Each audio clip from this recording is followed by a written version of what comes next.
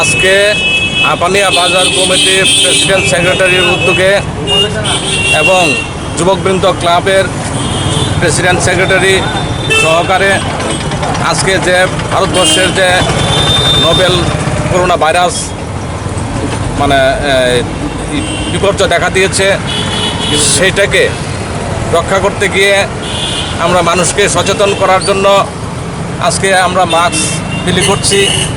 সেই মাস্কটা মানুষ ব্যবহার করে যেন ওই রোগমুক্ত থাকে এবং রোগের থেকে আমরা দূরে থাকার জন্য আমরা এই পদ্ধতি নিয়েছি। মানুষ যেন বাঁচতে পারে, সবাই যেন বাঁচে, আমরা যেন বাঁচতে পারি। আমরা ভগবানের কাছে সেটাই প্রার্থনা করি, ভগবান যেন সবাইকে সুস্থ রাখেন, রক্ষা করেন, সেটাই আমাদের বিশেষ মূল উদ্দেশ্য। কিন্তু 31 তারিখে সবাই যার যার বাড়িতে থাকে। 31 তারিখের সরকারি প্রতিশ্রুতি অনুযায়ী আজকে 4টার পর থেকে 2টার থেকে আগামী 31শে মার্চ পর্যন্ত সব দোকানপাট এর মধ্যে খোলা থাকবে। কিছু কিছু যেমন ওষুধের দোকান আছে, গ্রোসারি শপ আছে, তারপর মাছের আছে, বাকি অন্য কোনো দোকান খোলা থাকতে পারবে না। ওষুধের দোকানও খোলা থাকবে। সেটা সবাইকে সচেতন করার জন্য আমরা রাস্তায় নেমেছি,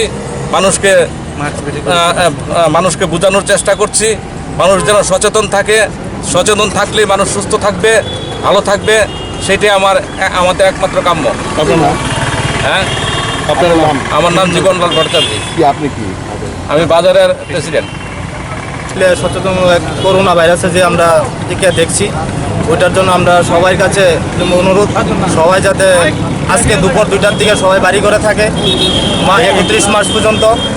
কারণ গভর্নমেন্ট সবার জন্য সহযোগিতা হাত বাড়িয়ে দিয়েছে। আমরাও যাতে ওইটার জন্য আমরা রাস্তায় বেরিয়েছি, যাতে সবাই যেন ওই জিনিসটা পালন করে।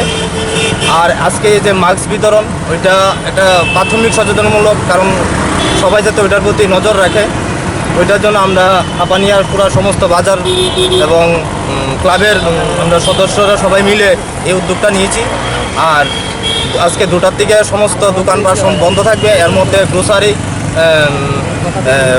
ওষুধ, সমস্ত সবজি, কাঁচা সবজি, মাছের দোকান সমস্ত খোলা থাকবে, বাকি সব বন্ধ থাকবে। ওইটার জন্য আমরা বাজারের সমস্ত সবাইকে আমরা বলে দিয়েছি।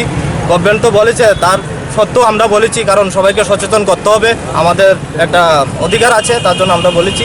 এবং ক্লাব এবং বাজারের উদ্যোগে আমরা আজকে এটা করেছি। করোনা ভাইরাসের আপনার নাম? আমার নাম নবজ্যোতি ঘোষ, যুবকবৃন্দ ক্লাবের সভাপতি।